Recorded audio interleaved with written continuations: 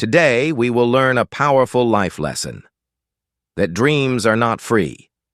They require hard work, sacrifice, and the courage to keep going when everything seems lost.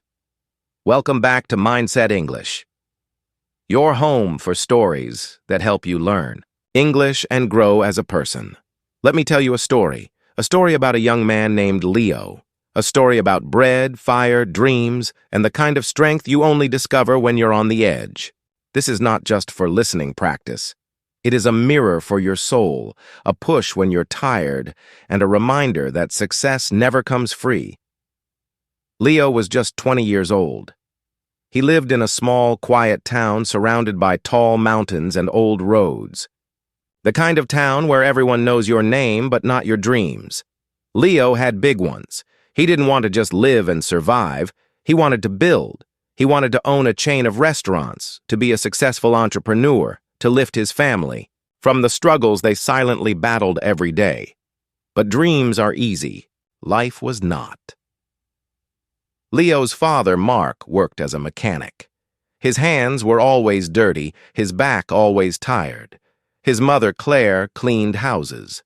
She smiled even when her feet hurt. They worked day and night, but there was never enough money.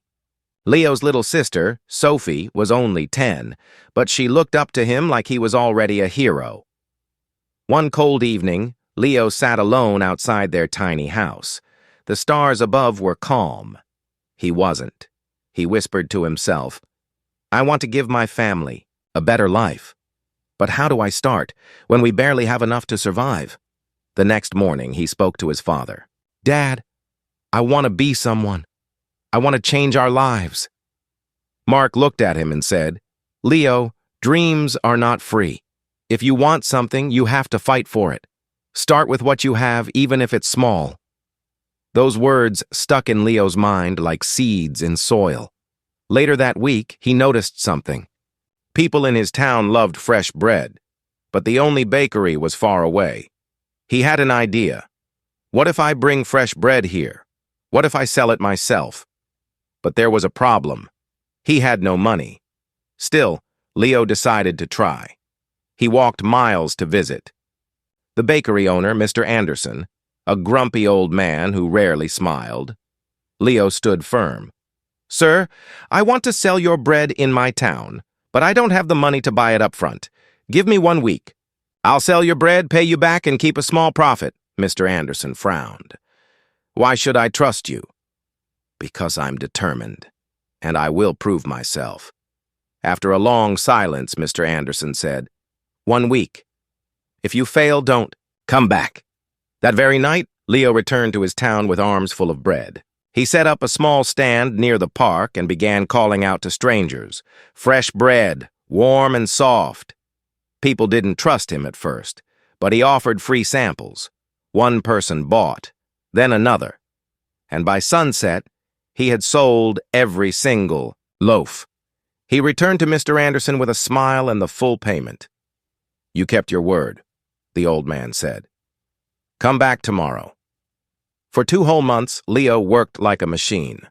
He woke at 4 a.m., walked for miles, carried the bread, sold it with passion, rain or shine.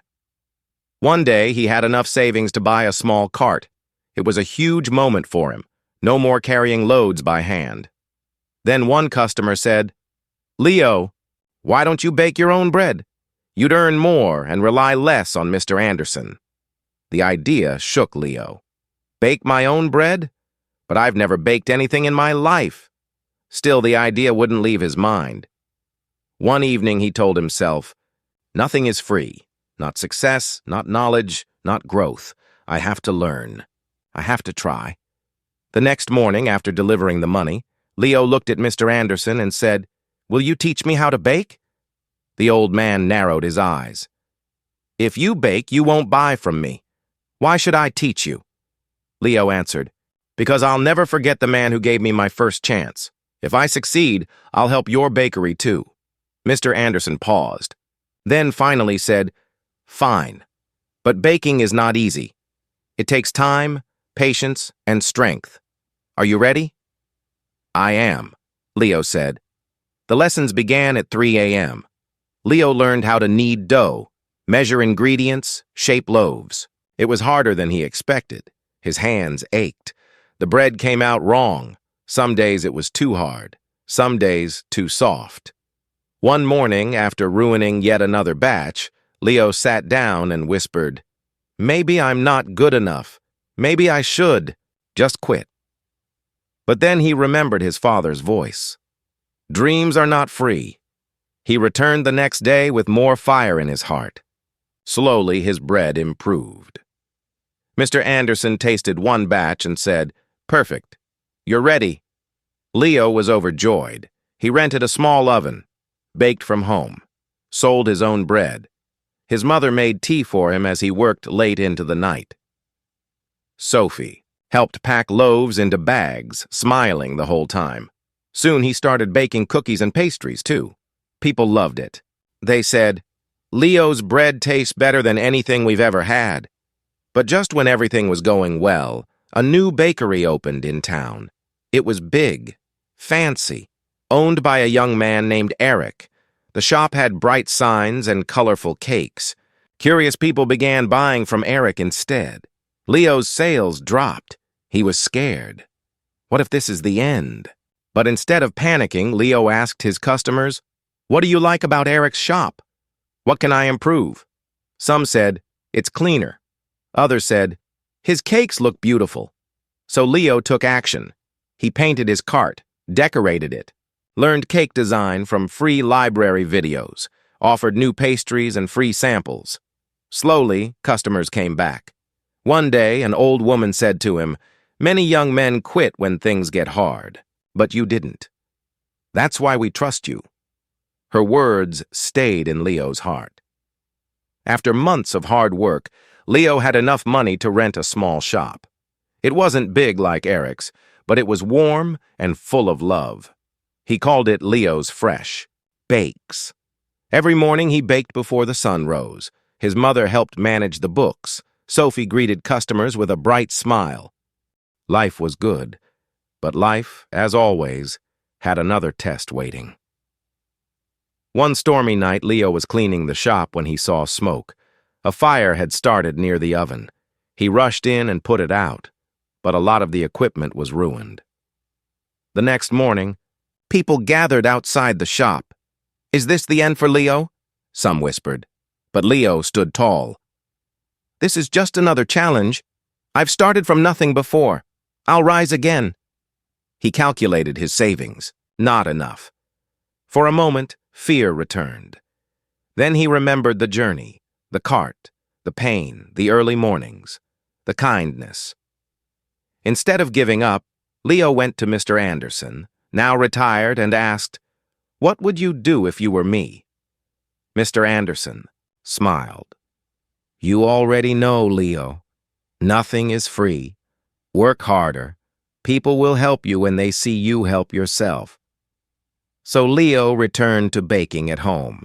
He told his customers, "I'll keep serving you, even if it's less, even if it's hard."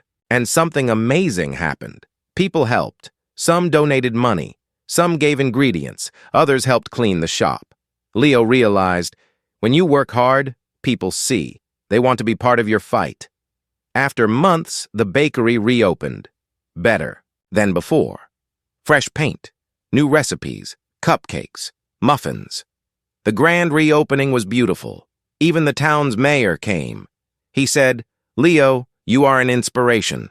You've shown us that with hard work, anything is possible." Leo stood before the crowd and said, "Thank you.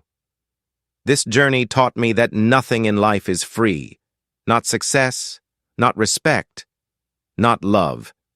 Everything must be earned with hard work, patience, and persistence. Never give up. Every challenge is a step toward greatness." Leo's bakery was no longer just a shop. It became a symbol of hope. People from nearby towns came to meet the young man who never quit. And Leo? He just kept baking and dreaming, because he knew that life would always ask something from you. But if you're willing to pay the price with sweat, with faith, with effort, then anything is possible. If you liked this story and learned something from it, please don't forget to like, share, and subscribe to Mindset English. Together, we'll keep growing one powerful story at a time.